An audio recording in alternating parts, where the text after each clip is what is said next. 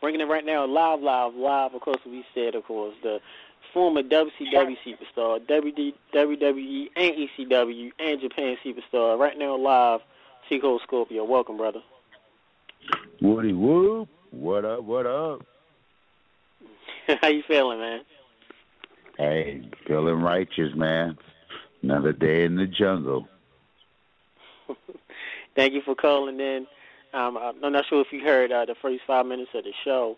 We was talking about our memories of you, and a lot of fans have been hitting us up social media about their memories of you and a bunch of questions. But first, just want to say thank you for coming on. Of course, everybody's been wondering, where the hell has T-Cole been at? There's been a couple of people that made fake Twitter accounts about you, and people saying, it's Cold Scorpio. I'm like, wait a minute, that's not really him. So you got people posing as you, brother, on Twitter and YouTube, and they're not really you. So I guess that show you, man, people miss you. So where you been and how things been? Well, you know the deal, man. There's a lot of posers around the world. No matter where you go, there's always going to be some posers. But, you know, Cold Scorpio, I've been around, man. I've been venturing up around through the Canadian area, down through Montreal, Ottawa, doing shows, doing some seminars up around that area, hanging out with my buddy Drew Onyx down there at the Torture Chamber, working with some of his guys and stuff like that, you know, some of the next and up-and-coming superstars. You know how it is in the business, man. Thank you for that. That's good. We get to know that you're alive and well. Go ahead, Toph. Mr. Too Cold, man, you were the first wrestling match I ever saw. You never forget stuff like that. Starrcade 1993, you, Marcus, Teddy Long against Paul Roma, and Mr. Wonderful. And I just remember looking at you, and you just looked so annoyed at Bagwell. I've always wanted to tell you that. You looked so annoyed. You would go in there, you would do your flip, and Bagwell was like off key, and like Teddy was trying not to laugh. My first question, can you tell us a little bit about your training at the New Japan Dojo? Because not that many people know about that. How was that for you back then? Well, you know, in all honesty and shit, you know, there's a lot of things a lot of people don't know, you know. I mean, the reason I was in New Japan to begin with, or even had the chance or the opportunity to even be in the dojo or had the opportunity to go in the dojo is because of Big Van Vader. Of course, with me riding on his coattail, me going there, growing up in Denver, Colorado, you know, Golden Glove boxing, you know, all-around athlete. You know, I was at about 220. You know, going over to Japan and shit, talking shit, be like, yo, going over to Japan, you know, Japanese, them little motherfuckers, everybody small, it's going to be all right. You know, shit, I get over to the dojo, walk in, looking at everybody, come to find out, shit, I'm the smallest one in the dojo. Training. Okay. Training starts, training's going on, and like I say, man, you're talking about 500 squats, you know, 500 push-ups, sit-ups, running, and getting stretched every day for about a month until you learn exactly what's going on in the business. And tell us about that. Tell us about that. The dojo. How did you quickly adapt to the Japanese and Peruso, their way of life and their culture? Well, the thing about it was for them to even to see something in me and invite me into the dojo and be willing to pay me to train there was an opportunity in itself to say, hey, whatever it takes, I got to give them 110%. But training in the dojo, man, it was real hard. I mean, there was a lot of guys that tried to make it through the dojo that didn't make it. You know, wasn't fit for everybody. Me, I was real fortunate with me going into the dojo. Everything was a challenge. I didn't speak Japanese. Luckily for me, you know, I had a good guy that was there, Nishimura, was there at the time, and he spoke good English, being how he trained down in Tampa, and kind of been around for a while. When he was over there, that was basically was one of my guys that kind of helped me out with the language barrier and basically trying to get around him and Nicholson, Black Cat, you know, rest his soul. Okay. He was another big help, you know, being a foreigner, coming from a foreign country and then being able to make it over in Japan. And with those guys and then with Chris Benoit, you know, taking the time, you know, out of a 3-week tour had a chance to go home and decided to stay for 2 weeks to help me out and give me the tips so that I would be able to survive in the dojo as far as doing the squats and doing the shoot wrestling, because I had no idea about the shoot style wrestling or the training regimen or how hard it really was over there. So without those guys really being there and Chris Benoit, showing me some ropes and kind of helping me out, man, I would have been like everybody else and, probably still wishing I was a wrestler. Mm. Oh, thank you for that. Now, of course, we got to mention two names. The guy we just interviewed, fan of the show, of course, Vader. What are your overall thoughts of Vader and his career, since for some reason in the business, a lot of people give Vader a bad rap. They called him a bully. He said he hit too hard in the ring. Your thoughts on Vader, then also, of course, your thoughts on Chris Benoit, of course, when you wrestled with him and worked with him. Right. Well, as far as Vader goes and shit, he always gets a bad rap, which, quite sucks. I mean, of course, he's always been a big guy and a big guy in the business, but you got to figure when he broke into business, he broke into people like Brad Ringings and, Paul Orndorff and guys like that. So, back in the day, you had to go for yours, you know what I mean? If you was a heel, you didn't necessarily sell for nobody. And if guys couldn't took what he was throwing, they shouldn't have been in the ring with him. Because, this ain't no pussy-ass sport. You know what I'm saying? If you can't take the hit, you don't need to be in the ring complaining about it. You know what I mean? Yeah, he hit hard. You better know how to cover up or sell one of the two. And like for me, he was the type of guy that, if he liked you, he'll take the shirt off his back and give it to you. That's what, what give me the, why he always gets a bad rap.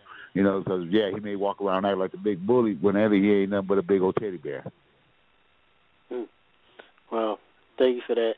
What about, of course, Chris Benoit, of course, alluding to the tragedy that happened years later, but talk about a young Chris Benoit, of course, better known as Pegasus Kid in Japan, and, of course, how, the tragedy later on in life ended up affecting you. From Chris Benoit being Pegasus Kid to going up to being Chris Benoit and doing his thing, he's always been, to me,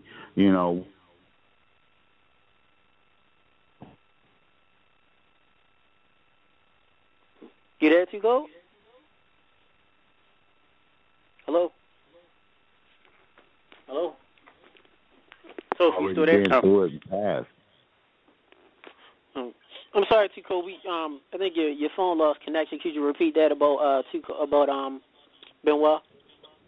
Yeah, that thing about Benoit is basically we've always got along. He's always, was a standout guy to me. For somebody to take, 2 weeks out of their time, of staying in Japan to help me out when he had an opportunity to go home and be with his family really meant a lot to me. And for me and Chris, anytime that we got in the ring and worked, we just had that chemistry from day one. It didn't matter if we had a bad match. Most folks thought it was a good match. And when we had a good match, they thought it was a great match. And when we had a great match, people already know, we tore the roof off the mother. Oh, yeah. That's very interesting. That's very interesting. I know MVP, I'm not sure if you're familiar with him, he's also told stories about when he was trying to get his name out there. Benoit offered to take a look at some of his VHS tapes and give him tips on how to get better, and he didn't have to do that. So it's always good to hear, positive stories about him from a professional standpoint, of course. Right. Then with us working over in Japan and, working the Japanese style, and then with us coming to WCW and all, it was really Ricky Steamboat that helped me and Chris out a lot. He loved our style. He watched our matches, and, he gave us a lot of tips on certain things that we can do that we was doing, spectacular big moves, but we were so used to working the Japanese style that nobody was selling that. Once we became and learned how to sell and actually really work, it really made a difference in our work when we was working. That's, of course, on Ricky Steamboat. Another great past guest we've had on the show. We've heard... You've never heard any bad thing about Ricky Steamboat. We've talked to him backstage at events. He's always been the nicest guy to us, telling us stories, and is just always willing to give a helping hand to anyone, whether it be us being media or just, one of the boys, even rookies and even legends. He was just always great with everybody. He was. You know, I ain't really got a whole lot bad to say about Ricky. You know what I mean? He was there for me and shit. He was trying to help us out. You know, and then again at the same time, you know, he was boys with Flair. Go figure. So you know, it's all good. Now, of course, you mentioned Flair, and we're getting a couple of fan questions we did get via Facebook. Is, of course, your thoughts being in WCW in the earlier years. Your thoughts of some of the veterans such as Flair, you know, Sting, Luger, and so forth.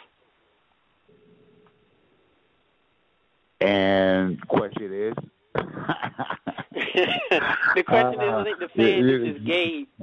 Really, Gabe, I believe Gabe is trying to say is, what were your thoughts on the veterans at WCW? Did you get along with Flair and Sting and Luger and some of them? You know, pretty much, you know, like it was and shit. You know, those guys always pretty much kept for themselves. I remember coming in first time that I worked this shit, and I had the Scorpions on my tight, and Sting come up to me and talking about, yo, man, you know, see you got the Scorpion on your tights and stuff like that, man. You can't wear that, you know, Sting, that's me, that's my gimmick. And I looked at him and said, yo, man, I'm too cold, and I wear Scorpios on both sides. You know what I mean? And that was just kind of that, you know what I mean? So,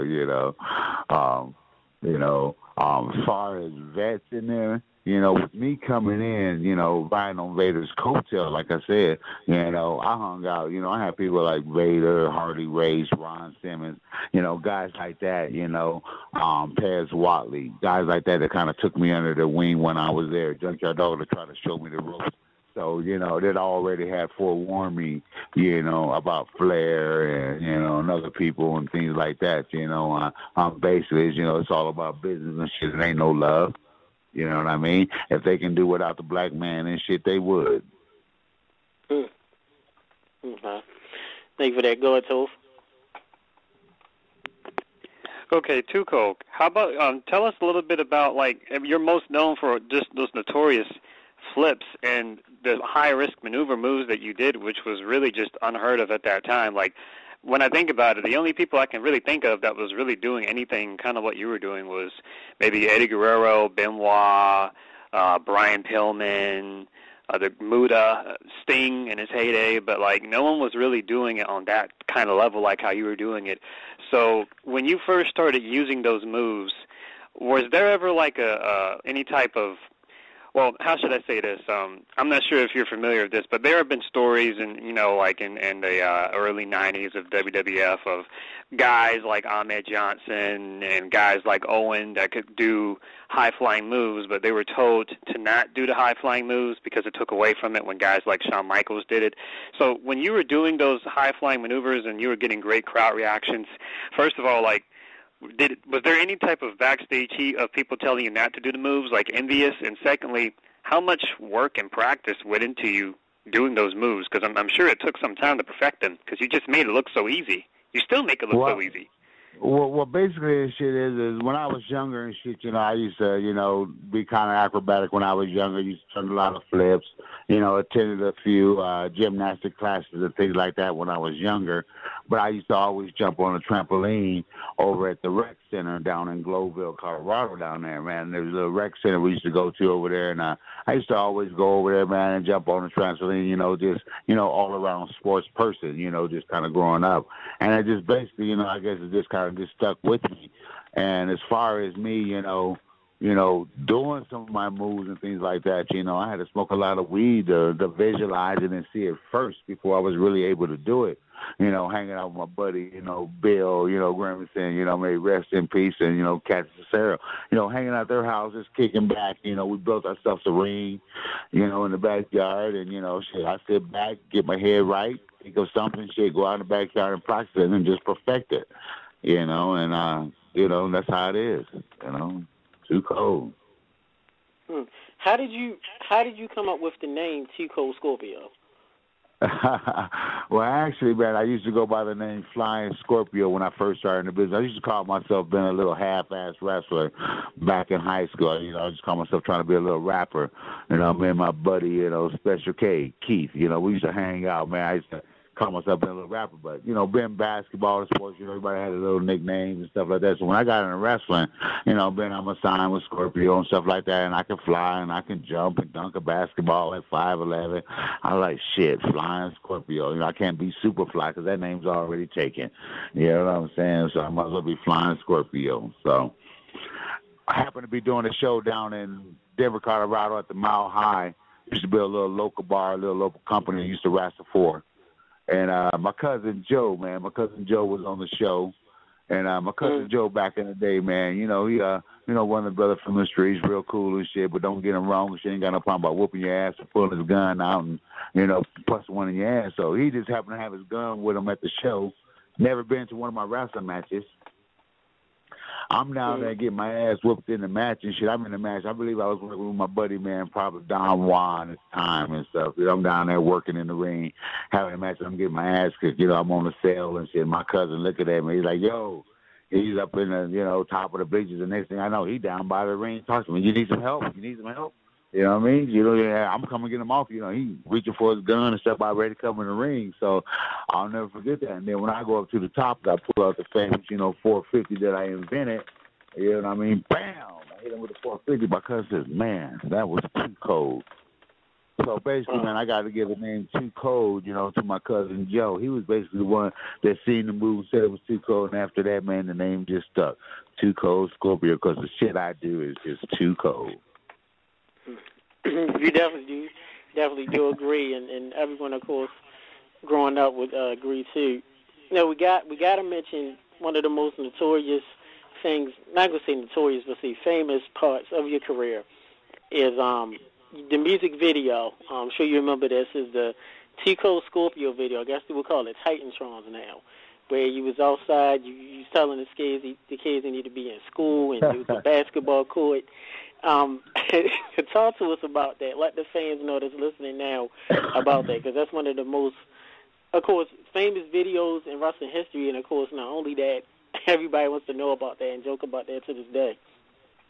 Well, you know, man, I was real fortunate, like I say. You know, I've kind of been real lucky in the business and stuff, man. I had a lot of vets that either kind of took to me, man, because of my style or maybe because of the way I carried myself sometimes, you know what I mean, that I just, you know, just had a lot of, you know, good advice and a lot of people in my corner. But, you know, Teddy Long just happened to be there and shit, and, you know, riding around with him and, you know, listen to the stories and shit. And then, you know, he's like, yo, man, we need to put out a video. But actually, man, it was Michael Hayes that I got to give credit to. Because Michael Hayes was the one that put the lyrics and the music together and shit like that. And, you know, then, you know, with Teddy Long them and, you know, Michael and them, they put the shit together, man, and made me look like $1 million, man. Random question from a fan is, T-Code, always been a fan of yours. Can you tell us who that lady was that sung that song? Man, if I could tell you who that lady was or sing that song and shit, man, I would be happy to tell. I cannot tell you the lady who sang that song. When I was doing the song, I didn't know the lady who was singing the damn song. All I know is that was a lady that Teddy Long knew that he got from the projects around the way. One of them round-the-way girls who could blow. You know, so whatever it was that he got to hook up, I don't know what he paid her, I don't know what she got, but that voice, it was on point for that video. Project chick. You call her that. She could sing. Of course, when we got sent, had a fan send me a couple of videos today of you talking against Marcus Bagwell, Buff Bagwell, Marcus Alexander Bagwell. Of course, you know, he's now, well, I'm not sure if he still is, but I know mentioned about him being a gigolo publicly. And, how the hell can you be a gigolo with a 2-inch dick? Please, come on. Yo, Tuco, Bagwell's been putting work in. You know, he can do a Canadian destroyer now. He's like trying to, sometimes he's trying to channel your moves. Well, about time somebody taught him something new and shit. Damn, 'cause I know he ain't learned this shit on his own and shit. And a matter of fact, that old punk ass bitch and shit, he would walk around I want to do a shoot interview, talking shit about how I didn't tell him that I was gonna fuck his wife and shit, show him how too cold I was, and then how he gonna do this and he gonna do that. Well, that old punk ass motherfucker. Let me tell you something else right now. Selling wolf tickets, motherfucker, I don't buy it. I'm just a hop, skipping away. It ain't nothing but a flight down to Atlanta to whoop your ass on GP purposes. Anytime, any place. You can hit me up on Facebook. You can book it in a ring, or we can do it in the streets. Because I'm the type of motherfucker that I don't give a fuck where I'm at. But if you want to talk shit back, well, I got something for your ass. It's called an old-fashioned ass whooping. I know you ain't had one in a while because you ain't nothing but a mama's boy. See, so you're saying Buff Bagwell, Buff isn't really the stuff. It's a 2-inch dick. I'm going to tell you right now, shit, is it Buff the stuff or is it Buff is taking stuff? What is it really? Hey, what we got to ask you, because we are all professionals here, definitely.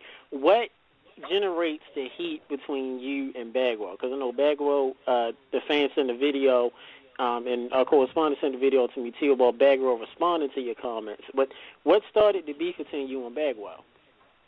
Basically, man, the beef just started is Bagwell just been a little old punk-ass motherfucker that he was. One, he told how it really was. Bagwell got his start and shit by carrying a motherfucker's bag and kissing ass, all right? He ain't put his motherfucking dues in. He ain't built no motherfucking rings, drove up and down the motherfucking road and shit. You know what I'm saying? And then he want to talk shit about, oh, Scorpio, yeah, how come I stayed in here for 10 years and your ass was gone? Probably because your ass was sucking dick, motherfucker, or because it was your mama. Because we know it's your mama why you still had a job, because we know it wasn't because of you and your talent.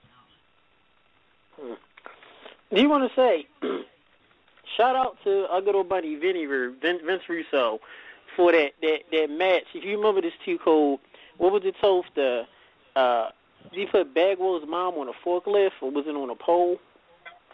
Oh yeah, it was on a forklift. Good time. Yes.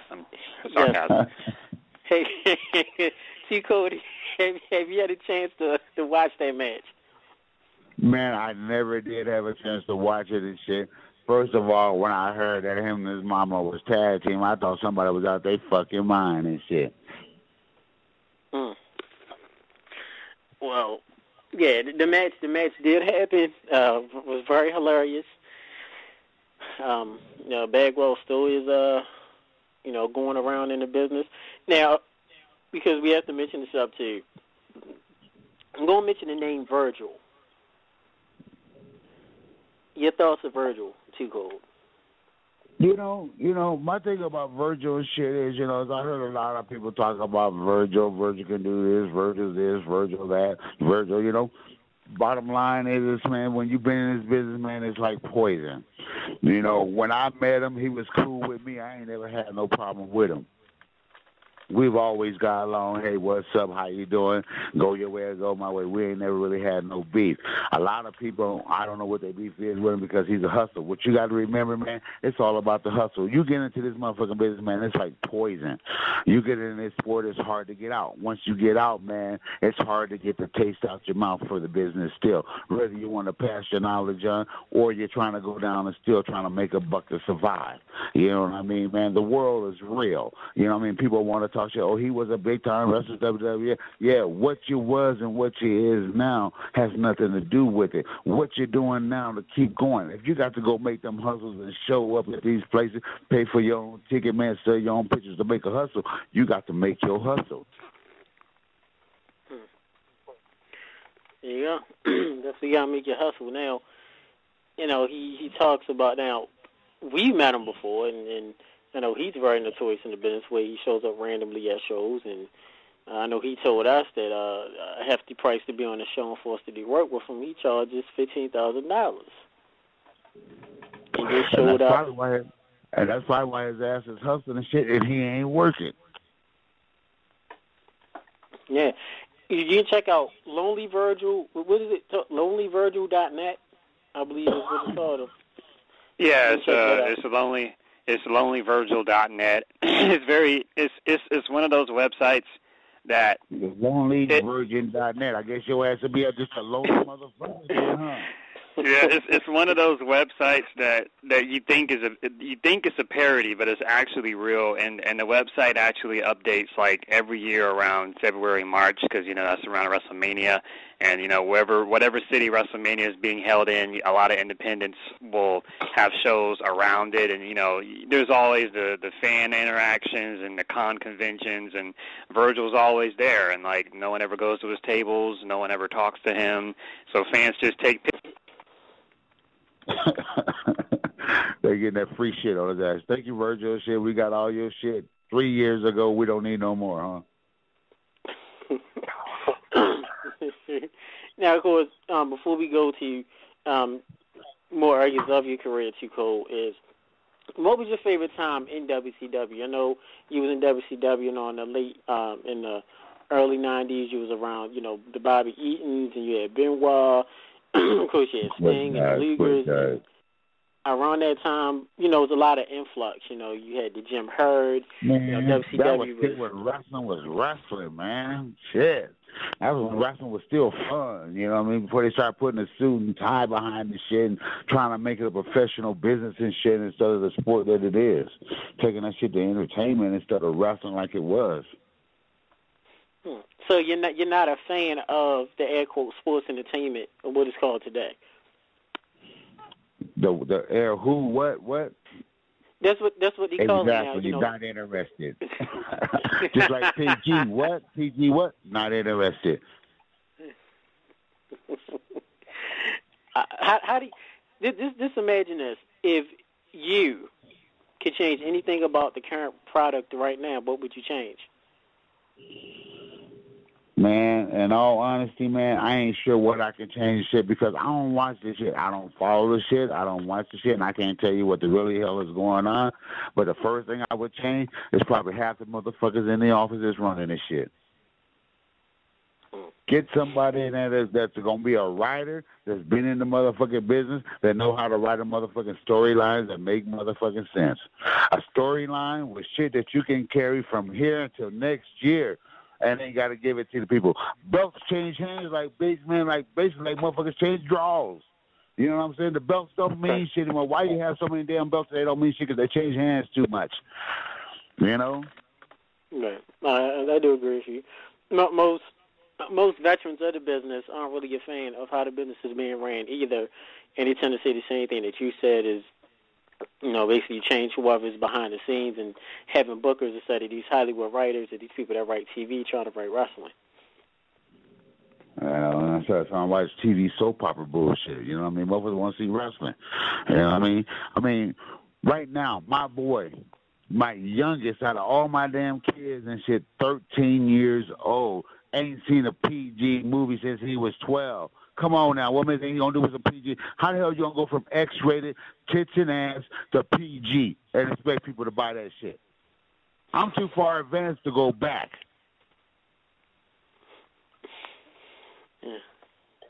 But of course, because of the being a publicly traded company, because like you said, of course, back in the day, like you said, it was X-rated and showing skin and being attitude and being raunchy, and now it's all for kids. Okay, you want to do lesbian skits, you want to do gay skits, you want to do all this shit, now you want to do PG. Really? We want to see wrestling. We don't want to see 3 hours, get 2 matches, and get rest of the shit jaw-jacking. Now, back in the day during the worldwide tapings, even ECW or during the time you had 1 hour shows, and you got to get 5-6 matches in 1 hour. Now, in 1 hour, how many matches we get told? 1? Maybe 2 or 5 segments? If you're lucky, maybe like 2 or 3. Yeah, but then again, all right, everybody says, all right, man, you're doing TV time, you got a TV match. All right, so you want me to go ahead and take 15-minute match, a 12-minute match, tell a motherfucking story, and squeeze it into 5 minutes with ring entrances and everything plus, right? People want to see wrestling, man.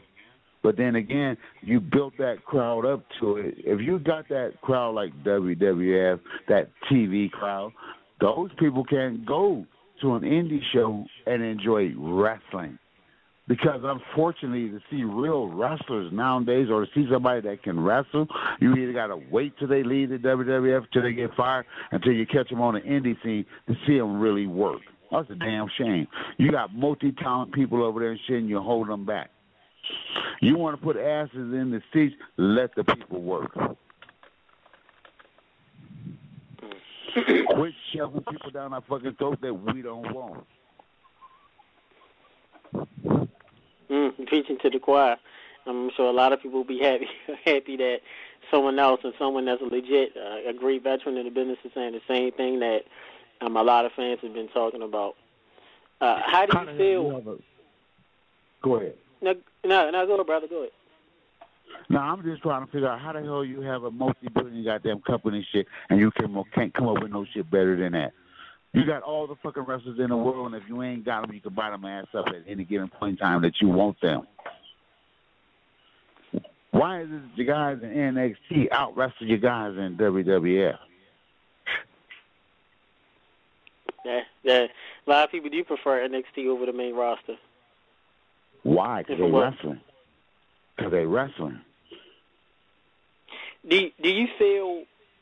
What do you feel is the problem? Do you feel Vince is even a part of the problem, or do you feel it's the people under Vince, or all of them out together? The problem is back in 1987, 88, when Ted Turner tried to do something with Vince McMahon, WCW versus WWF. Big money, holding at the Harmony, drawing people in, selling asses. We all sitting down at the TNT Tower downstairs with Ted Turner, having to talk about the big event, the big show, the shit that we can do, the kind of money we can draw. Call Vince's old punk ass up to find out, oh, no, I'm not in the wrestling. I'm in the entertainment. So when you turn this shit into entertainment, that's when you fucked up the business.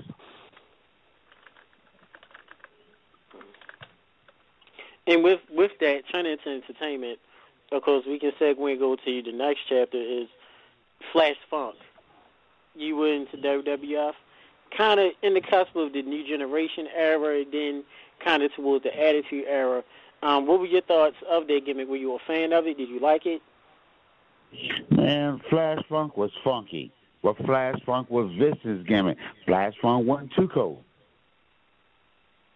You can't buy too cold. You didn't build Too Cold. I built Too Cold on my own without your ass, and now you want it, you can't have it. What you got for me? Flash Funk. Tell you what, it's a challenge. It was basically a picture of Rick James. Vince was a freak for Rick James. He liked Rick James. Maybe because Rick James is a freak like he was a freak. I don't know. But anyways, he liked the gimmick. To me, it was a challenge because Vince was trying to tell me he ain't never really had nobody come into the WWF with a new gimmick and get it over less than 2 years. It's going to at least take you 2 years to get the gimmick over. I looked at him and told him, look, I can get the gimmick over in 4 months. He said, what? I said, I can get the gimmick over in 4 months. He said, show me. Ain't nobody done that. Shit. First night, bam, popped on the scene, doing my thing. Flash Funk got funky with the girls out there getting funky with it. Interest started getting a little bit long. When your interest started getting a little bit long and you have one of the top ring interests in the business up there, right up there with Undertaker and Shawn Michaels, people get a little jealous like Shawn Michaels. Start bitching and whining and complaining and shit about what you can do and what you can't do. I remember motherfucker telling me about the super kick. Oh, yeah, you can't use the super kick because that's finished. So let me tell you something, motherfucker, about the super kick. People been throwing the super kick before your ass was even born and shit. And people going to be throwing it when your ass is dead and gone. Yeah, man, he's got a lot of credibility to that story. I know a lot of listeners like to listen to shows and wrestlers come in here and talk. And, you know, we've all seen it before. People always say, oh, so-and-so just has sour grapes. You can find many different wrestlers out there that have made similar comments. I mean, Shawn Michaels is a born-again Christian, supposedly, but, you know, Bam Bam Bigelow, Ahmed Johnson, Psycho Sid. I've seen many countless interviews of wrestlers that were told that they couldn't use certain moves because it took away from it when Shawn Michaels did. You know, so, and it's just the truth, you know. So when people say Shawn Michaels is the greatest of all time, he's a great athlete, but I've always said that with a grain of salt because some of the stuff he could do, like half the other roster could do it, they just weren't allowed to, which kind of pissed me off. I do agree with what Too Cold is saying. Your Flash Funk character, to me, it was always more like kind of like a neutered, watered-down version of Too Cold.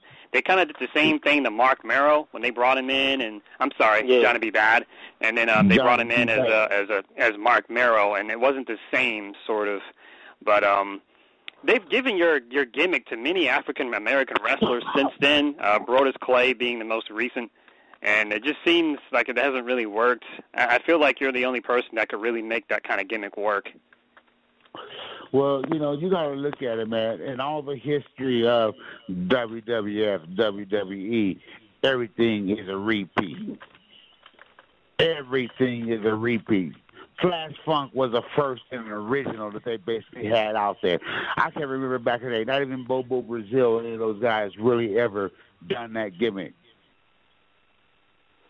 Nobody that you could really ever really think of back in the day. And so now it's kind of like a repeat thing. But they always had, you know, say the Godwins or, you know, something like that. They always had the Russian, you know, the Sheik, you know, always still do. Still playing on the same shit. Now, ask you, take us to the initial meeting with Vince when he talked to you about Flash Funk. Did you know it was going to, did you feel in your heart that the gimmick was going to do well, or you just knew from the jump, like, this isn't going to work, but I'm just going to go along with the ride? No, it was all about a challenge. I carry confidence in shit that I back, that I say, if I say I can do this shit, I can do this shit. And that's what it was. It was more or less a prove a point. Confidence. It doesn't matter what gimmick you give me, I can get it over. Because it ain't the gimmick that make the man of Too Cold. It's Too Cold that makes the gimmick. Because the same shit Too Cold is doing, he going to do it as Flash Funk. But he going to do it a little bit more funky. And when I'm Too Cold is just a bad mother. You know what I'm saying? He can be a mother finest or he can be a motherfucker. It's all good. How was the women that worked with you? Were they fans of the business? How was your relationship with them? Were they fans of the business at all? Professionals. No, I can't say they was fans into the business. They was professional dancers. WCW, they was professional dancers from the Atlanta Hawk dance team. You know, girls that they had got. So when we went on, they was serious because they were so used to doing everything by counts, by steps. Too Cold and Flash Funk, it all depended on the crowd, on how I danced. I never knew exactly what I was going to do. So for me to have to put together a dance for all of us to have to do and kind of be on point and be on beat was kind of hard for me. But for them, it was easy because they was used to choreograph, count 1, 2, 3, 4, 5. You know, what's the beat going to be? You know what I mean? So with them being professional and me just being me, it all just clicked. We worked, you know, we did what we had to do. When the shit was done and over, shit, they jumped in their shit, got paid, and they got gone. Flash Funk, shit, went out and got funky like he normally do. Thank you for that. I'm going to ask you, too, your thoughts of being in WWE. You talked about you were limited. Shawn Michaels, HBK, got on you about moves. Did you get any other limitations in the ring? Did any of the other veterans or workers get on you or you felt jealousy from? You know, like I say, you know, being in WCW, I probably felt, you know, not necessarily jealousy, but more or less as haters, but not necessarily as jealousy. You know, like I say, you know, you come in and you're a young buck, and you come in and you hanging out with top guys, Vader, Harley Race, the Barbarian, you know, people are already kind of looking at you funny, like, who this coming in, and he already hanging out with top guys because I knew these people. Kind of took me on the ring. I've been in Japan. I kind of been around the world. I was a young boy. You know, the Steiners, you know, guys like that. You know, I've been around these guys way before, you know, I even came to the States because I dealt with them over in Japan. So I think, you know, that kind of helped me a lot, being a young boy in New Japan and having a lot of Americans coming over, Bam Bam Bigelow, you know, guys like that. You know, I mean, I hung out with, you know, Bam Bam Bigelow many of nights and times. Terry Bam Bam Gordy, Doug Furnish, Phil LaFont with some of the best from all the companies, whether it was All Japan or New Japan. And that's where I guess helped me out a lot when I came to the States, because I had seen a lot of those guys over there already. If you can talk about the legends you don't hear of. We had the honor to do some work with Barbarian, great guy. Of course, never talks on camera, but of course the only way you would hear him talk is backstage. Very funny dude. What are you talking about, yeah, that's how he talk. Ming, of course, you hear so much about Ming being the toughest man in the business. No one messed with Ming, and even the Barbarian for that. Do you have any Ming stories and any memories of working with Ming, even Barbarian, and working with so many tough acts, Stan Hansen, Terry Gordy, and so forth? Once again, I'm going to be thankful to have guys like those guys that take me under their wings and not want to bite my fucking nose off or whoop my ass night after night in the motherfucking ring. And, I think it made a difference on me training in Japan, knowing how to bump and learning how to bump and knowing how to work with veterans. I think, to me, that probably really made a big difference as far as having guys like me. But from Harley Race to Big Van Vader, from his own partner Barbarian, hands down, without a doubt, across the world, everybody say he's still the toughest man in the world. Like I said, I'm glad just to be a friend of his or an acquaintance and shit at any given point in time. That's the type of guy, when I go to the bar, I want on my side, okay? What were your thoughts of a young Steve Austin, Stone Cold Steve Austin? Man, Steve Austin ain't nothing but a redneck. That's all he is, but he a damn good one, boy. I tell you, I have more respect for Steve Austin than a lot of guys in the business. And the way Steve Austin got over with me, man, is coming into WCW, once again, him not really knowing me, maybe heard of me, seen some of my shit, but, he was on top when I came into WCW. He was doing 20 minutes, 30-minute Broadways with Ravishing Rick Rude. May you rest in peace, my brother. Anyways, he was doing 20-minute Broadways around the loop with him, working his ass off. And I remember coming in and old Grizzly come in and being the agent at the time and shit, and Steve Austin tells me, have to have a single match, and he had to put me over. I think we had something like 7 to 9 minutes or something like that. And he had to put me over in the middle of the ring. And he looked at the chart. He looked at me. He said, that's some motherfucking bullshit. He goes, I've been working with the fucking champion from Rick Rude doing fucking Broadways all around the motherfucking world. He goes, Scorp, come with me. And as we're walking, he goes, unlike your punk partner Bagwell, who every time he has to do a job, he goes behind your back and goes to the office, gets it changed and shit, where you end up doing the job instead of him. That was one reason that I had heat with Bagwell, but that's another story. But anyways, Steve Austin goes back there and he says, look, he goes, I ain't got no problem about putting you over. But he goes, I'll be damned if I'm going to put you over in 9 minutes. He goes in and calls Pops, tells Pops, so look, Pops, blase, tells them the whole fucking story, same shit he just told me. Look, Broadway, going around the horn, shit with the fucking champion. Come on, go out and put him over in this amount of money. He goes, no, I'm going to go over and put him over in my time in the ring and shit in this X amount of time. I think we ended up doing like a 15-minute match, maybe like a 12, 15-minute match, which is basically unheard of on TV time, basically. And we went out there, man, we rocked the motherfucking house, tore the house down. He beat my ass, he put me over, and he got me over that night in the middle of the ring, 1, 2, 3 with the 450. I take my hat off to that motherfucker. That's a real man. Now, whatever he do in his past life or whatever else he got going on, that's his business, and that's on him. But as far as what I know, he's always been good to me. Really good. And so definitely really don't rarely hear anything bad to say. People say anything about Stone Cold Steve Austin back in the day or even currently now. Do you remember Are you a fan of Botchamania? Have you heard of that? Say it again. Hey, have you heard of the video series Botchamania? No, I haven't. It's a big video series, of course, botches on YouTube where wrestlers tend to make mistakes or botch or mess up.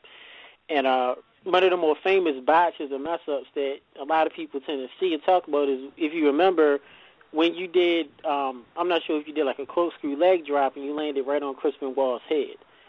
Do you remember that? I remember sitting on a lot of motherfuckers' heads. Him not one time, but a couple times. You know what I'm saying? Shit, I mean, that's not necessarily to say it was a blotch up or anything and shit. Sometimes I just put you in just a little bit too close. I'm going to hit you. It's either going to be with the legs or it's going to be with a whole lot of ass. You know what I mean? So you can call it what you want to call it, but yeah, that's a spot if I hit you with my ass. Most of them I try to catch you with my legs if I can. Go and name some names, see what you think. Barry Windham. Man, I had a fabulous match with Barry Windham. Like I say, real fortunate. Another guy took me under his wings. A lot of people back in the day used to talk about, you know, his dad was president, he was president, this and that. They can say what they want to say. All I know is I know how they treat me, and that was good, so I can't complain. Talk about your time at ECW. Your thoughts of Paul Heyman. Paul Heyman is a master fucking mind when it comes to putting a show together and telling storylines. Between him and Ty Gordon, I've never seen nobody put some shit together so damn good and so damn spectacular and shit. You know what I'm saying, man? And to be a part of it, man, it was just fabulous. The thing about Paul Heyman, you can't trust that motherfucker as far as you can throw his ass if it comes to money. That motherfucker still owe me money. Paul, I want my money, damn you. Still from the Atlanta show. Pay-per-view, I ain't got my shit, and I know you got the money now. Pay my ass. Yeah, I mentioned our good old buddy, thoughts of Angel Medina from the Baldies. And Mikey Wentworth. Yeah. Angel, man, cool as shit. That's my boy, man. I like Angel and shit, man. You know, he, you know, just another, you know, one of them big old boys and shit who's never really had a chance to get to break into business and shit, man. But, you know, just one hell of a guy. Mikey, shit, man. I used to love the hell out of Mikey Rip Ray. You know, he worked his ass off and shit for a little motherfucking came a long motherfucking ways and shit in the business and shit, man. From the first time that I seen him down in ECW until the end of ECW, man, he had really grown into, you know, one hell of a man and shit, man. But he was always cool. Like I say, you know, we've always got along and we've always had great matches working together. RVD. Shit, that's my boy, RVD. That's the motherfucking man, you know. Anytime, any chance I get to hang out with my boy Rob, we kicking and we hanging. You know, it ain't very many, few of the boys, you know, it's like a handful of boys pretty much on one hand, you know, that I say I pretty much try to stay in contact with. You know, unfortunately, you know, in our business and shit, when you're around people all the time, you see them all the time, you know, you're always up on point. You always stand in contact with everybody. But, you know, out of sight, out of mind, a lot of people forget about a lot of people and shit, man, because you're just too damn busy with your schedule. But Rob is one of the ones, man, you know, hey, that, you know, when he's in town or if I'm out there, whatever the situation is, always dropping a line and say, yo, what's up? How you doing? What's going on? And, you know, are we kicking it and where we going tonight? And what you got good to smoke on? You know what I'm saying? So it's always good. Speaking of smoking, your thoughts, and well, no, we talked off air, mentioned how we interviewed and one of the most hilarious people, definitely big supporter of our show, Val Venus. He got a big old shop full of weed. I know RVD. I know he smokes weed. We're going to let him know. Let's talk about weed. Of course, we got to ask your thoughts, of course, of marijuana being legalized here in the United States. All over, and of course, talk to us about how you got into smoking weed and your favorite type of weed. Shit, my favorite type of weed, first of all, is the weed that gets you high. Tastes good, smell good, shit, put you on stuck. First of all, getting into business, man, it's, you know, I'm going to have to say, man, I probably didn't start smoking, man, probably until like my senior year, you know, say my junior, senior year in high school, you know, hanging out them kegger parties out in Denver, Colorado, hanging out with my buddy, Buddy. His name was Buddy, matter of fact. Your buddy had a little truck and shit there down the road and shit. And I think, you know, he was probably one of the first ones that I really kind of sat back and smoked. The one who probably really introduced me to weed. I'm going to say when the first time I kind of really heard about it, you know, where I, you know, kind of want to indulge was my little brother Lonnie. You know, he was smoking and hanging and banging and doing shit way before I was. So, and he was like, you know, year and a half, 2 years younger than me and stuff, you know what I mean? So he was the first one to turn me on, him and my buddy there. And, you know, I kind of, you know, weekend warrior, a little bit here, a little bit there, trying to sneak back in the house like you ain't high, hoping grandma don't know. And shit, you ain't sneaking nothing past grandma because grandma know everything. You know, because it ain't like if she ain't done it back in the day her damn self, okay? Or the aunts or the uncles ain't doing it now, okay? Shit. You know? So, don't think you sleeping nothing by, boy. So. Want to say direct quote, talking to Angel Medina, he said, wanted to tell you Merry Christmas, have a blessed New Year, and fuck Dutch. Now, I know what he's talking. I know exactly what he means, Weedy. But if you want to elaborate on Angel saying "fuck Dutch," I don't know I have no idea what he's talking about. About fuck the Dutch. What are you talking about, man? What are you talking about? Well, apparently Dutch Mantel, you know, Angel or Zeb Carlton, WWE, Angel hates his guts. and yeah, he does. He has a lot of stories from Puerto Rico dealing with Dutch Mantel. For the 4 kids that are listening that are younger. What that old praise this motherfucker? Dutch Mantel ain't praise, man. What the hell are you talking about? Yes, the direct quote from ECW alumni Angel Medina from the Baldies. Favorite time, of course. First of all, Hogan. Talk about Hogan. You know, from what we've heard, Hogan tried to legalize marijuana. Do you know any truth on that about Hogan smoking the reefer? And of course, your thoughts on the whole Hogan scandal. I know a lot of shit about Hogan and shit, man, but shit, if y'all want to know about Hogan smoking weed, y'all need to ask that motherfucker and shit if he smoke weed or not. I know he do, but y'all motherfuckers need to ask him if he do or not, okay? Because I know what time it is and shit, you know what I'm saying? Now, with him trying to legalize it, why not? You know what I mean? Shit, you know what I mean? Nowadays, shit, that's a big market and shit and a good way to shit to get out of a jam if you're in it or to get your economy up and running again. Let me get a chance to legalize some weed. You'll have some too cold weed out there in a minute. Shit. Hey, since you guys are talking about smoking now, can someone confirm this for me? I believe it was a Nitro. This was when the Chicago Bulls had won the championship. I think this had to have been 97. The show started with NWO, and Hogan and Rodman came out, and they were smoking something. First of all, isn't that like illegal?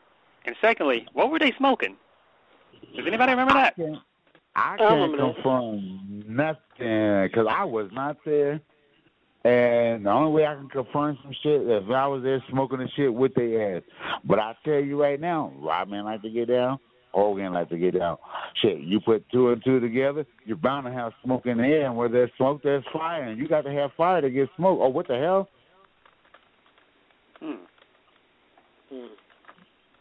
All right. Thoughts to you on, do you feel Hogan, the punishment WWE gave Hogan for firing him and the whole videotape, what's your thoughts on that? And do you feel that was justified? Man, it's really hard to say and shit, man, because when you're talking about a multi-billion-dollar company and shit that ain't trying to take the blame for no damn shit, I can't say it is. Yeah. I can't see nothing that they do. I can't see nothing that they really do is justified, regardless of how wrong a motherfucker might be, because they still gonna be up on one. Have you experienced? Because live foundations. Have you experienced any type of racism in WCW, ECW, or WWE? And if so, can you elaborate on it? I can say I have on a undercover down low, not really in my face. The only person I can say that was ever straight up and in my face was Bill Watts. Bill Watts brought me in and shit. When Vader got me that opportunity to come into WCW, and Bill Watts, you know, I didn't even know how fucking prejudiced Dusty Rhodes was. That fuck, rest in peace. I didn't even know how prejudiced he really was until I heard him with the comment that he said in WCW, you know, about why we hiring all these damn blacks and shit when I could be your white nigga right here and shit. You know what I'm saying? Shit like that, you know, kind of pissed me off. I wanted to whoop his fat ass, but ain't nothing I really can do at that given point in time because I was still new in the business, just coming in.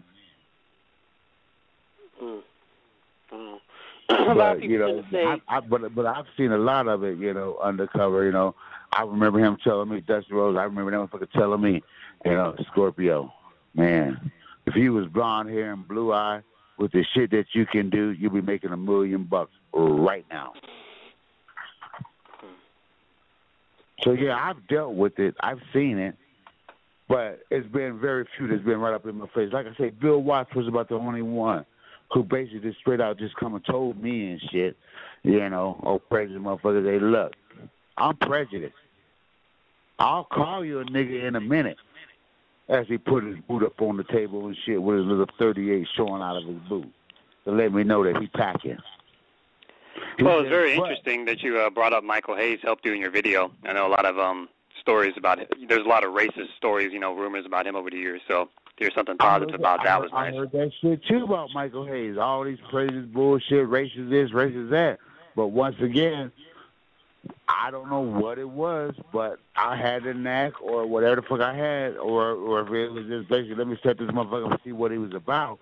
But I never seemed to got that impression from Michael. But I can probably say I've probably been one of the only or the few that's probably got invited to Michael P.S.'s Hayes' house or got to hang out with him, party with him, and party with everybody else. And, you know, a couple times and shit, you know, or I even had Michael Hayes come to me and give me the heads up 1 or 2 times and let me know, yo, look, drug test coming up.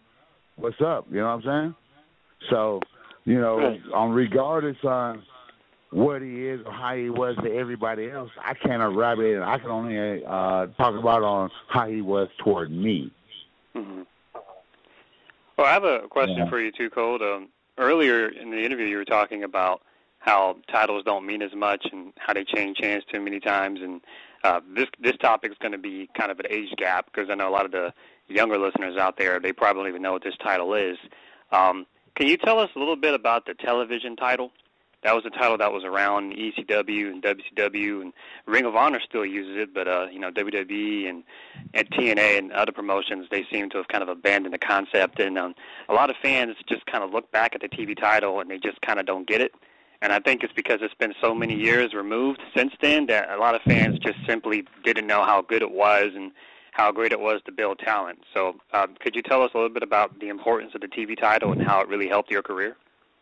I mean, to me, anybody that holds a title, unfortunately, in the States, if you're holding a title, it really makes a big difference. To me, if you're the U.S. champion, that's like being the champion all around in different territories and different areas. To be the TV champion meant, hey, you're the TV champion. You're on TV. You're the champion. You're going to be on night after night that TV's on. You're going to be on there. You're the feature. You're the main event. You're the TV champion. You know what I mean? That title meant a lot to carry. Like that means you're going to also have a lot of people chasing you. There's going to be a lot of big matches. You're going to have to reach into your bag of tricks and pull out more than 1 or 2 tricks. You're going to have to reach deep down in your soul and put out 110%, not one night, but more than one night on several occasions when you're the TV champion. You have to carry yourself a certain way now because you're the champion, whether you're a heel or you're a babyface. It makes a difference on the way that you carry yourself as well.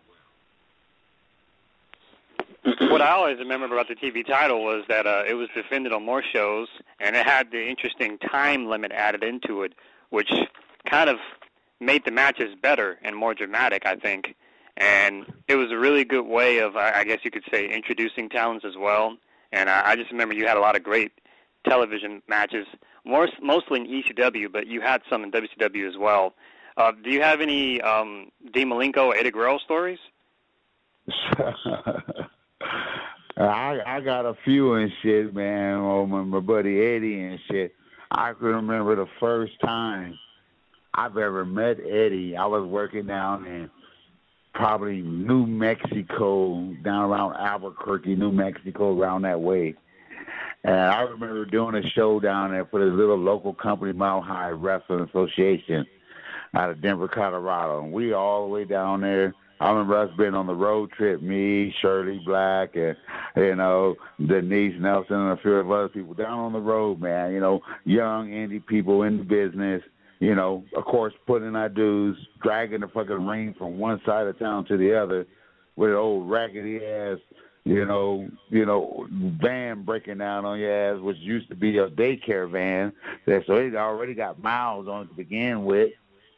And I can remember finally getting in there, and we doing the show down there, and I want to say it was Armando. It was either Hector and Armando was supposed to be on the show tag teaming, and they coming up from Mexico or whatever and stuff. And so we were just at the show and shit. I remember waiting on them, and show was going on. They tell us to go out there and telling the guys before put a little bit more time in, because I think this was like the first chance of time that I had to work with them and stuff, So next thing you know, they come pulling in. They come in the Mustang and shit. They get out the car. They all fucked up.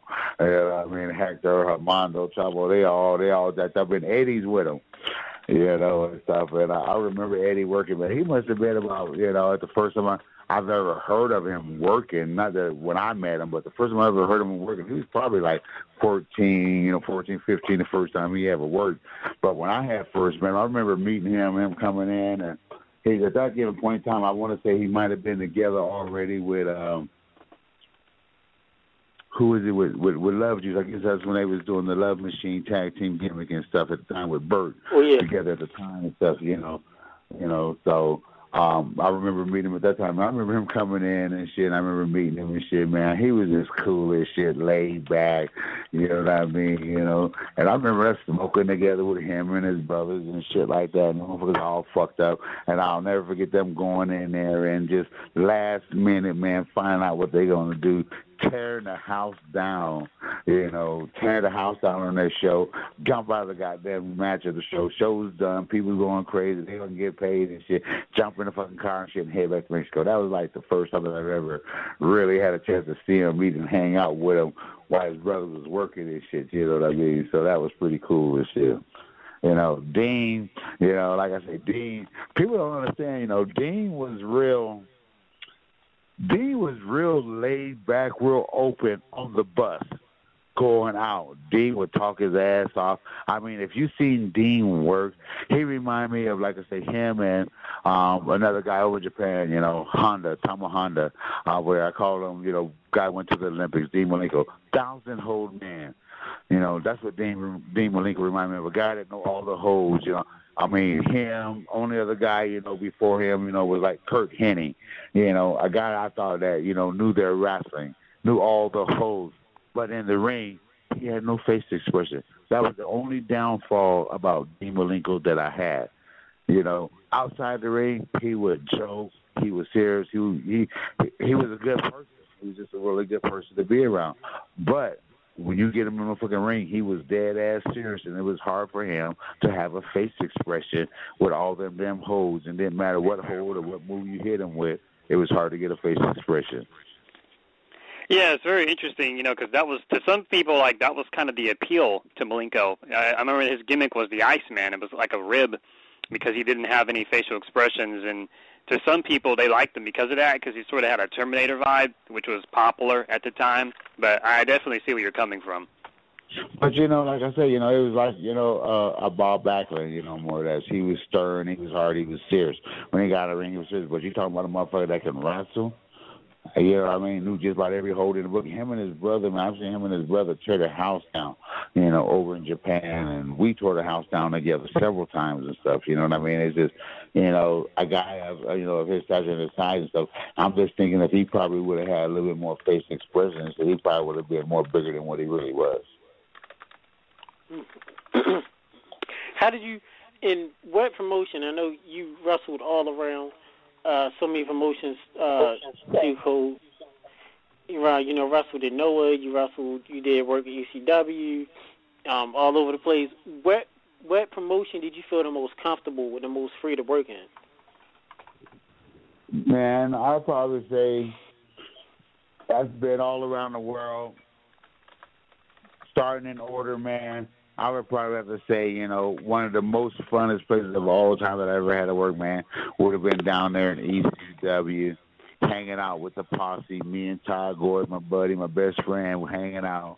Him and the original posse, me, him, Sandman, Fonzie, and Woman. You know, that was the original crew. We rode together, we drove together on every trip, on every time we was together in ECW. So, you know, I mean, to me, you know, just the freedom of learning how to give a good, you know, speech or an interview, how to even learn how to talk on the mic. You know, I have to give that to Paul Lee and Todd Gordon. You know, me, you know, from babyface for most of my life to going to heel, I have to give that to Todd Gordon. Todd Gordon was the one who taught me how to be that true gold heel that I needed to be at the time, you know, so. Mm-hmm. Too cool. Since you brought up ECW, I got one more question for ECW. I remember very briefly you got paired up with Ron Simmons, and you guys had a heel thing going on, and it was really cool. And at the time, there was some criticism because people thought that Ron Simmons was just a natural babyface. What's your opinion of Ron Simmons? Do you think that the heel thing could have worked if you guys had a little bit more time to pull it off? Damn! I didn't want to ask you that shit, man. No, I believe Ron, you know, I mean, when Ron was the heavyweight champion when I was down there in that era and that time, that was a babyface era. But Ron has always been a big, badass motherfucker from back in the day. He was, when they was together with Doom, yeah, bitch, it worked. It worked.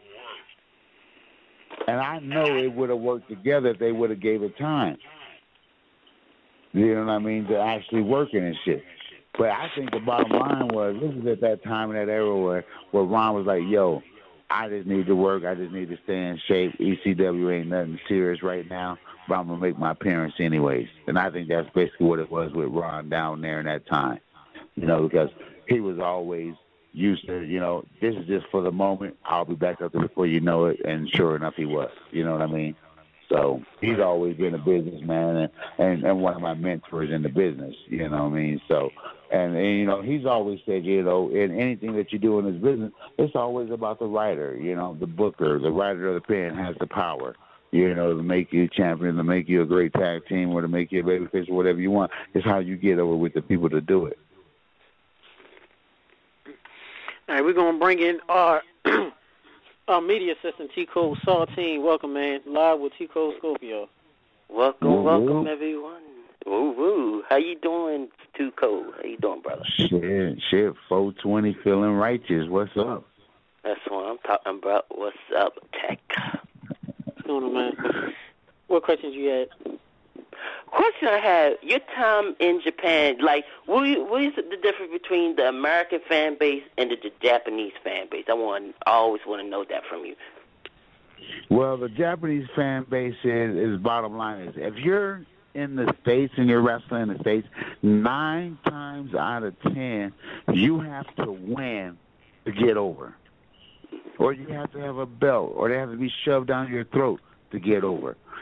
In Japan, the fans love heart. Do you have heart? We don't give a damn if you win or if you lose, but do you have heart to fight, to carry on?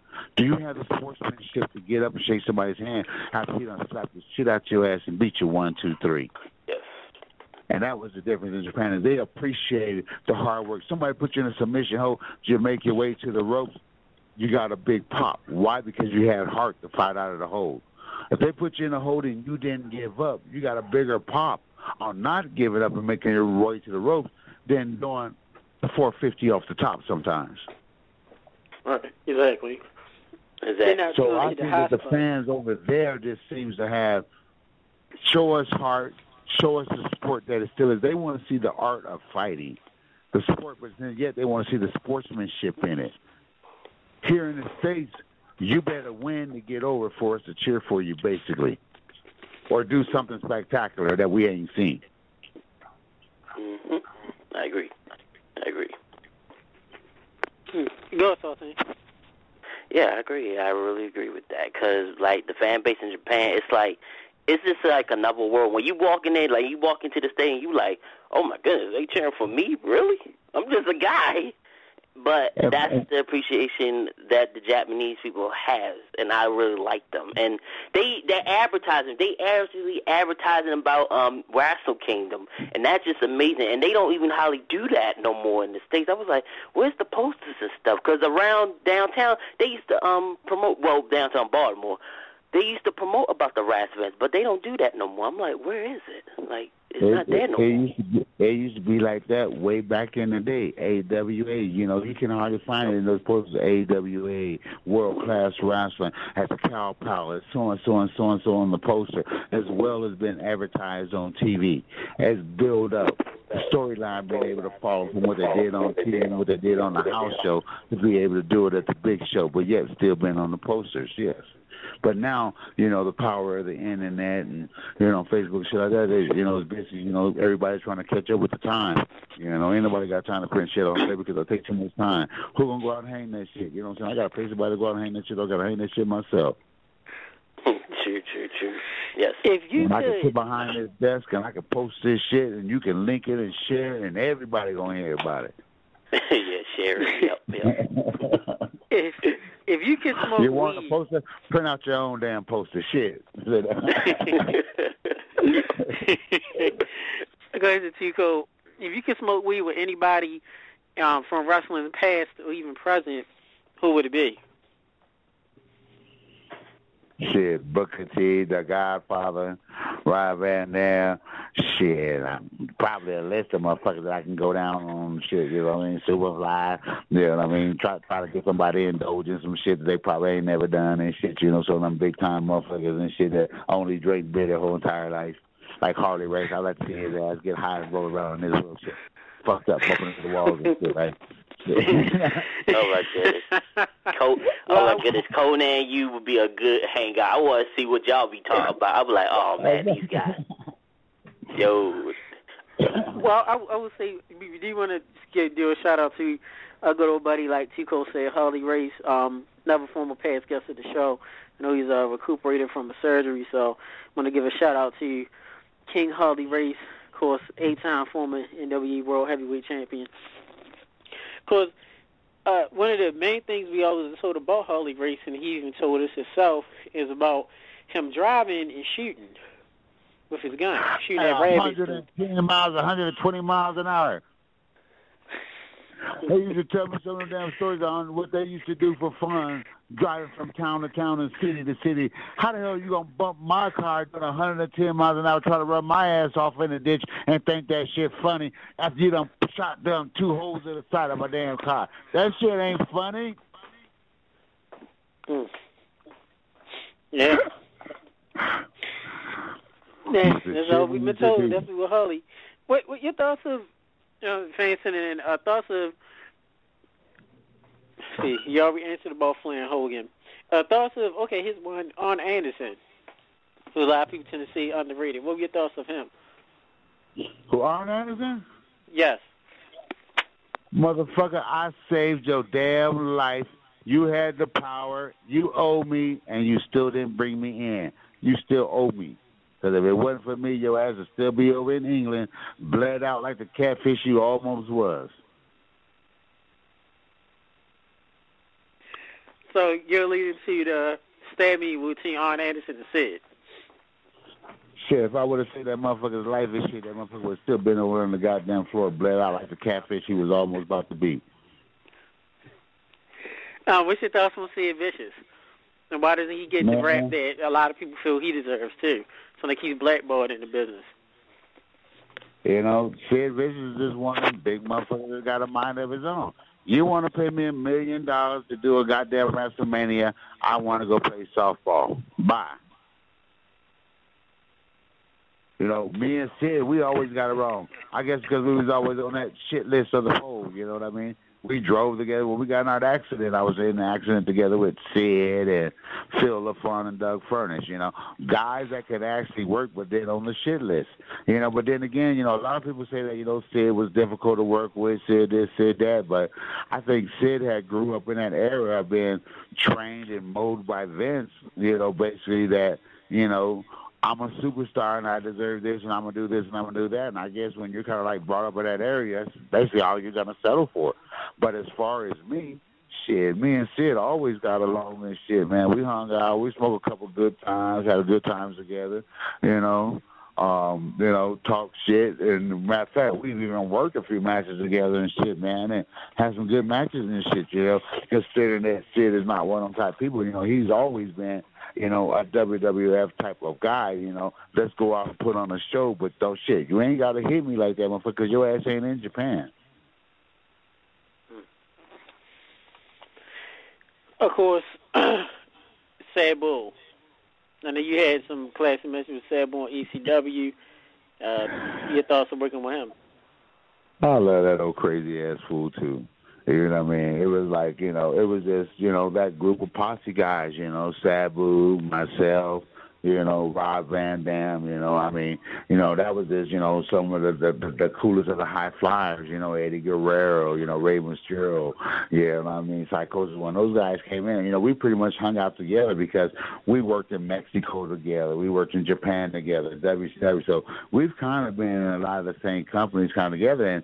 And really it's because of those guys, Fit Finley and, Chris Benoit and all those guys, really that, that I was able to make it over in Japan and in the States and stuff like that, and even in Mexico as far as that goes. Okay, here's another question from our female assistant, Afrocentric Queen. She wants to know about your thoughts of the Sid Vicious leg break when his leg broke on national TV. I thought that shit was nasty as hell. I didn't think he was going to ever be able to, recover or be able to come back from that. And probably a lot of people probably thought the same, too. And for him to, to be able to come back and have pins in and still be able to come back and work. And if you've seen him lately, shit, he probably looks better now than he did back when he was working. How did it feel for you to... is your aspiration, fan question come up, okay, to go Scorpio, do you ever want to go into the WWE Hall of Fame?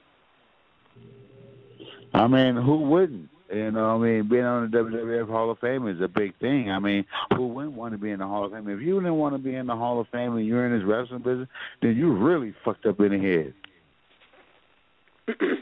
Do you feel, honestly, that you get the credit that you deserve? Not by far. I don't believe I've never ever, in this business really got the credit that I deserve, other than perhaps when I was in maybe an ECW or over in Japan and Noah.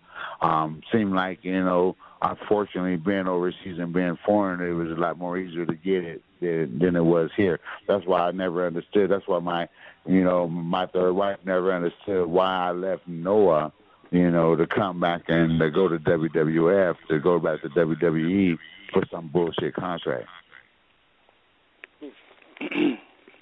And speaking of your family, talk about your family. How was it dealing with us, about do you have any kids as far as your life? How tough is it being on the road, or were they accepting of it?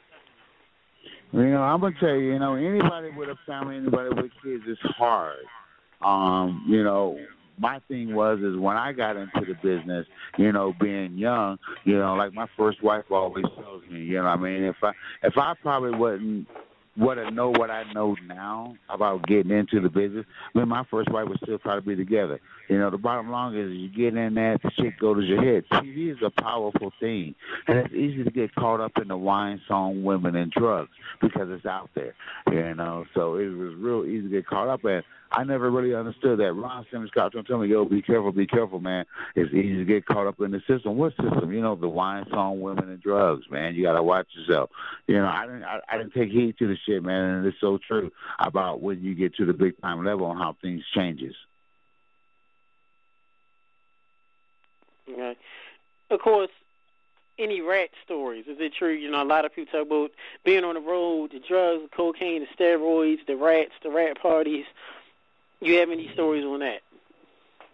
The thing what it was back in the day, if you knew a rat, if somebody was with a rat or something like that, a rat knew her position.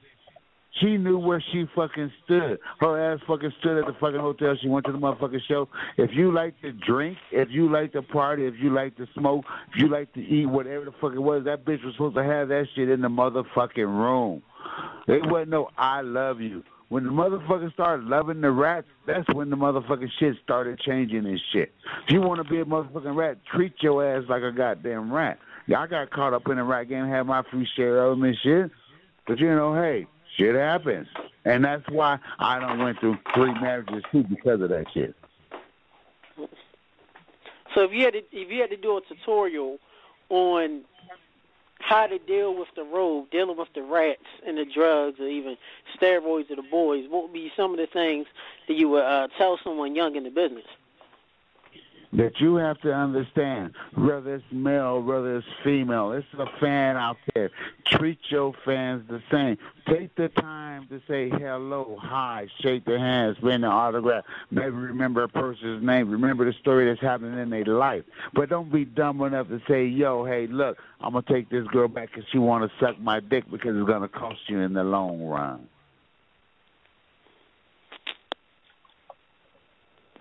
Go with Saltine.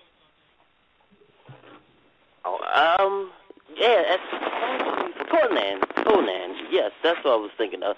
Any stories about him you have, or did y'all smoke together and everything? Any stories with that? That's a good question. Back in the day when I first went to Mexico, I was working for CML. Conan was working for another company at the time when I first heard about him, first seen him. Conan is a motherfucker. Can be a motherfucker. Oh, he yeah. can be the type of person that can get on your motherfucking nerves. Carlos It's true. is a cool-ass motherfucker. He's my brother. That's my homie. You know what I mean? I like to hang out with that motherfucker. I like to party with him. He cool as shit. And right now, he got his thing going on for him. I'm happy as fuck for him. But when he in his motherfucking gimmick, when he in his Conan gimmick, he a motherfucker. Yes, Conan's a cool dude. I listen to him on MFW Radio. When he be talking, it be so funny stuff. I say, oh nah, y'all, I'm done. I'm telling you, Conan is real. When Carlos is cool as shit. Carlos is real, but Conan is a motherfucker. He like Scorpio sometimes. Scorpio can be a motherfucker, or Scorpio can be a mother's finest. But that Conan, yeah. Conan crazy, man. I mean, he used to come out Nitro and tell people toss his salad, and I didn't know what he was talking about until I grew up and got potatoes. What the hell he talking about? And you think he bullshit, but he for real, motherfuckers and shit. All y'all motherfuckers can talk my shit. Go ahead. Let me bend over and crack y'all smile, okay? Now, what about we have fans of the show all around the world that are into smoking weed, smoking reefer. For the younger ones that's starting out, how would you go about telling them about purchasing weed and smoking weed? What are some of your rules? Basically, man, is I'm a vet. I've been doing this for a while. If all honesty, if you can, if you have to be like me and shit, and that's the way that you invented half of the goddamn moves you do by being high, you know what I mean? That's cool, but perfect your shit, understand that I can do the shit when I ain't high too as well. But if you're going to be a smoker, you got to understand, not everybody wants to work with a person that is either high or a person that is fucked up. So if you feel that you cannot control yourself or that you're out of control when you're high, you're going to enjoy it much more after you go out and make the people go, ooh, ah, and you realize, hey, I done my job. Some motherfuckers are happy and they're going to come by buy a ticket next time. Now I'm getting ready to go out and smoke, party, and get fucked up. You see what I'm saying? Because now the work is done. Back in the day, it was so used to everybody doing it all day long that by the time it came to you to get in the ring, you was too fucked up to do what you do. Or you go out there and do what you do, get through it, And thank God that it's hardcore because now shit don't have to be perfect. You just got to beat the shit out of everybody. You know what I'm saying? But nobody wants to work like that. No, but certain people, a lot of people like Cactus Jack, guys that can work in the business, what I mean? They don't necessarily want to go out and work with somebody that drink a case of beer. Or they don't want to go out and work with somebody that smokes some goddamn wax or some shit like that and the motherfucker can't function. Or somebody that's a pillhead. Because I can tell you right now, I'm not trying to go out there and work with nobody that's a motherfucking pillhead that can't function. And when I'm trying to go out here and give the people their money's worth. So to the young kids out there and shit, be careful on how you do your shit. Know what your limits are. You're always going to enjoy it better, like anything in life. If you got to get up and do that 9 to 5 in the motherfucking morning, when that 9 to 5 is over, of dealing with all the motherfucking people that you don't have someone to deal with, when your ass get home and you smoke that blunt, you're going to enjoy it much more better. So if you're on the road, you're doing your shit, guys, listen, you don't have to carry your shit with you when you're traveling because around the world, anywhere you go, you can find it. Thank you for that. Fan just sent me a video of you doing a reverse Rana back in 2015 for Absolute Insane Wrestling. You wrestling last year for Absolute Insane Wrestling. You did a reverse Rana. Yes, I did.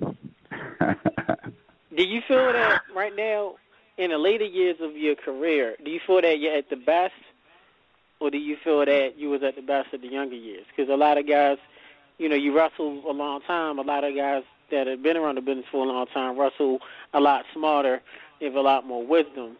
And see, when they were younger, they wouldn't do a lot of the things that they did back in the day. Do you feel the same way? See, but what people don't have to realize is the shit that I was doing back in the day, I feel way much more better about the shit I was doing back in the day than what I'm doing now because I felt like I was able to do a lot more, and I was probably a lot more courageous back in the day. I'm more willing to try something a little bit more dangerous. But what I learned a long time ago was from Vader and Ron Simmons and a few other people was longevity. If you're going to go over there and you're going to high fly, if that person moves and you land, are you going to get hurt? Because if you're going to get hurt, maybe you shouldn't do that move. So a lot of times it's a move that you see I can do. It's a move that I know that I can counter out of if a guy moves, or if I land quicker, I know that I'm not going to really get too messed up. Okay, go ahead, Toph.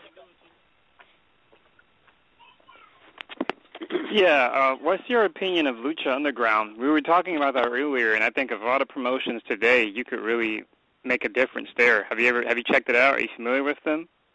I heard of them and stuff like that. I've kind of talked to somebody about it before. My thing is right now at my stage in life and stuff like that, is I'm pretty much trying to hit anywhere and everywhere that I still can, while I still can do it. But also that there's a lot of young and great talent out there that is going to be the up-and-coming superstars of the business somewhere around the world.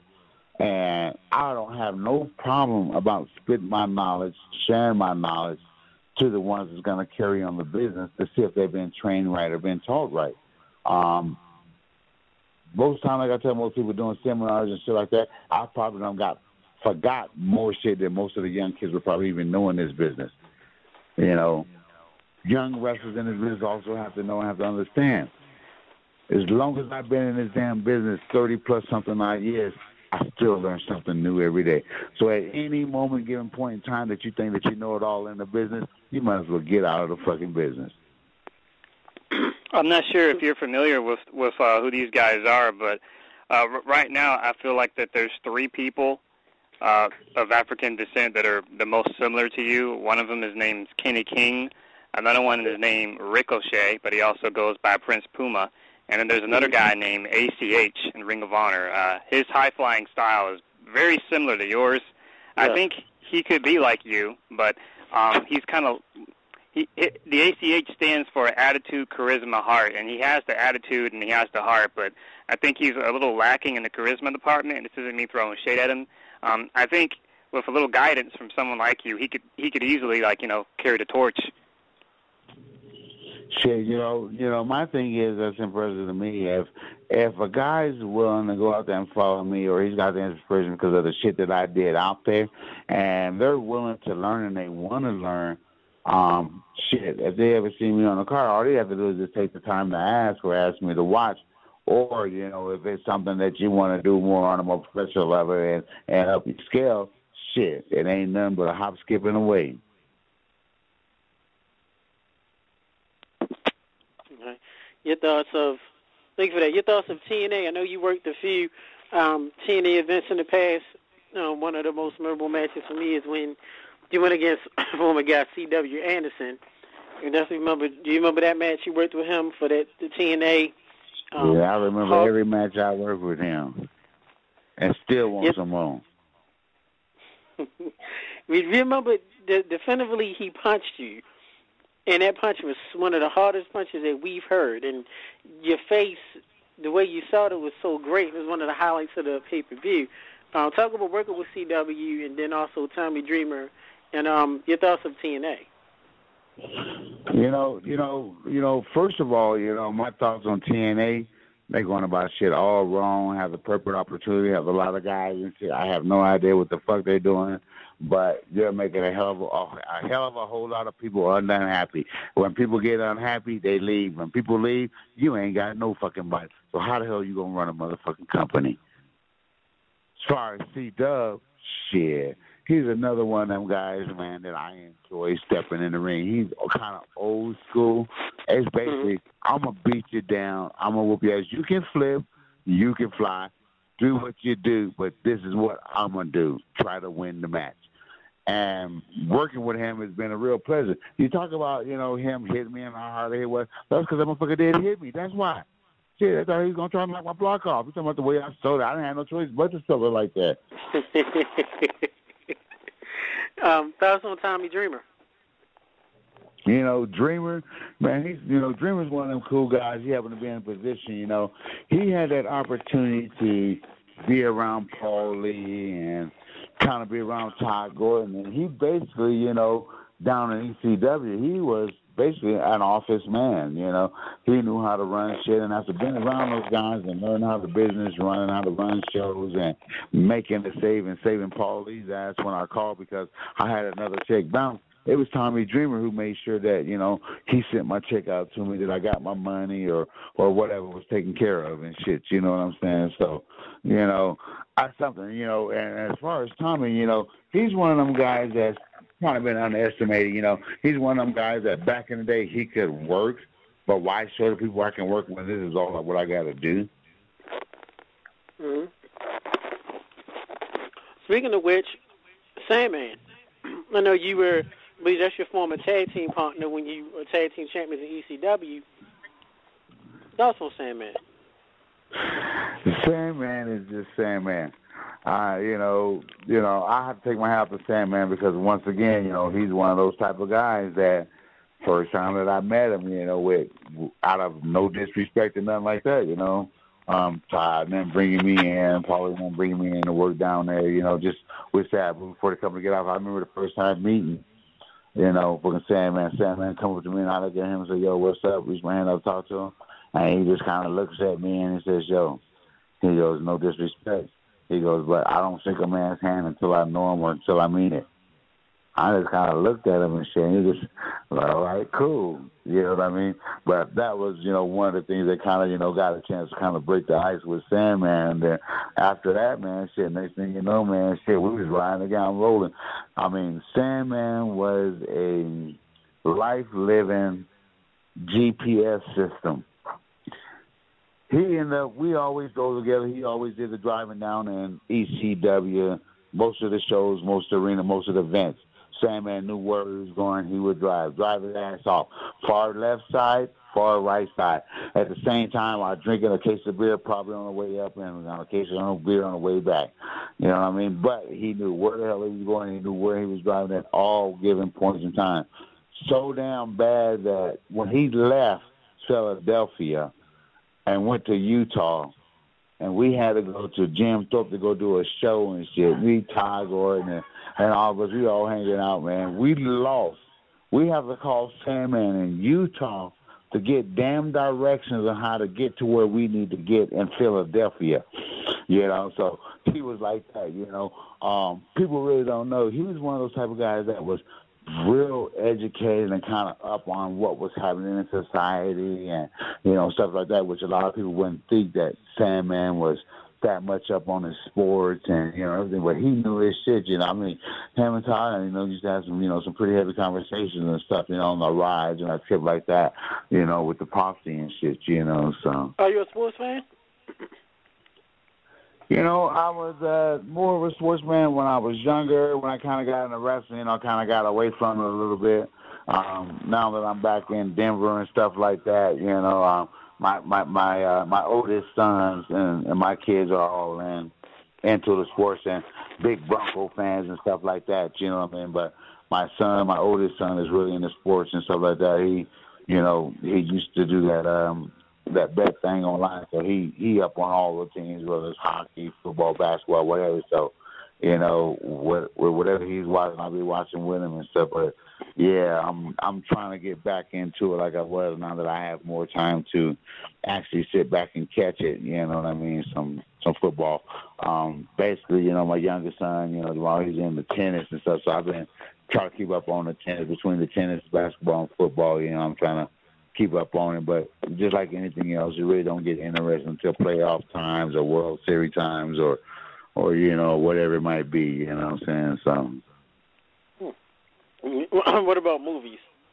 Star Wars fan, movies, action movies? I'm not really a Star Wars fan, man. I'm more of a horror movie, man. Give me some damn horror movies and blood and guts. Give me some ghost stories, some action. You know what I mean? So, I'm a action, unfortunately, been having a lady and stuff like that, might get caught in some of that damn drama shit and it ain't by choice. So mostly action, we got to please the wifeys and the girlfriends and them and stuff every now and then and stuff, you know what I'm saying? So Chico not gonna be caught watching no chick flicks by herself. That's man law violation. You don't do that. Well, like you say, if you watching a chick flick by yourself, it's by yourself and nobody know you watching that shit. I can't believe this shit. How they get into this shit? High as hell, right? Because you got to be high as hell to be watching a chick flick by yourself. So, either that or I'm trying to figure out why the wife is mad at me and shit. I got to watch this damn movie to figure out how they think. You know what I'm saying? Yeah, I'm going to watch that shit, okay? Take your notes along the way. It makes you, we talk here a lot with pop culture and have people coming to show that worked on movies and Hollywood is your favorite horror movies. Oh man, there's so many of them and shit, man. I'm gonna have to go, with one of the original classics, man. Friday the 13th, it was always good. Halloween, but lately and stuff, man, I've kind of been, watching this like the best of the horror, through like Montreal and different countries for some reason. A lot of these foreign countries have a lot of great horror movies out, but they're not really on the big scene here in the States and stuff, Some of them B flicks that's still pretty good and shit, but not quite A quality just yet, Before we close it out, what is next for Cold Scorpio? What is next for Cold Scorpio? Right now, like I said, I'm up in Montreal. I got a few shows throughout Montreal. My next show coming up is going to be out there on the 23rd up in Ottawa. I'm out there with C4. Gonna go out there and knock some heads.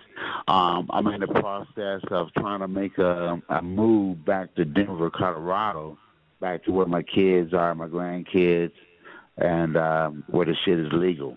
And because Florida right now, the weather is nice, but the weed ain't legal yet. And Disney don't want that shit to be legal down there because if the shit become legal down there, Disney is going to either get less people or they're going to get more people because they're going to be high as hell and ready to trip off some of that trippy ass shit at Disney. One of the two. So it can benefit both ways out there in Florida. But until then, I think I'm about ready to bounce out to Colorado. I'm going to be looking to do some more shows, perhaps out through the Colorado area. Also looking to be doing some more seminars throughout the world as I travel. Cool. Thank you for that. Of course, Colorado is legal. Florida, it isn't. And, of course, I know for you, we definitely want to thank you for your time. You've always, still to this day, working at a very high level. Of course, showing up, still looking good as well. You have a lot of veterans in the business. You see them today, necessarily don't look like how they used to. Yes, sir. Yes, sir. Like I say, I always have to give thanks to the man above. Without God-given talent, I probably wouldn't be able to do half the shit that I do. And a shout-out to all the great fans, because it's the fans who make you, it's the fans who break you. So shout-out to all the fans who made Too Cold Scorpio what he is today. A motherfucker! Woo, woo. On that note, Saltine, Toph, any last words? Man, I just want everybody out there, man, to have a wonderful and a beautiful, happy New Year's. Be safe. Have fun. To my boy Angel, I'm on it. Thank you so much for the wish for Christmas. Back at you. I'm also would like to wish you and yours a New Year's, a happy New Year's. You enjoy. I'm going to see you when I see you. All right, brother. Thank you much for your time. All right. Thank y'all. Thank you. Everybody, that was the man himself, Too Cold Scorpio, also known as Flash Funk, legend all over the world in wrestling in Japan, WCW, WWE, TNA, ECW, Ring of Honor, Noah, all over. Basically, any promotion, any legit federation, Too Cold's wrestled in it, and pretty much had probably the best match on the card, if not one of the best matches. Toph, Saltine, your thoughts?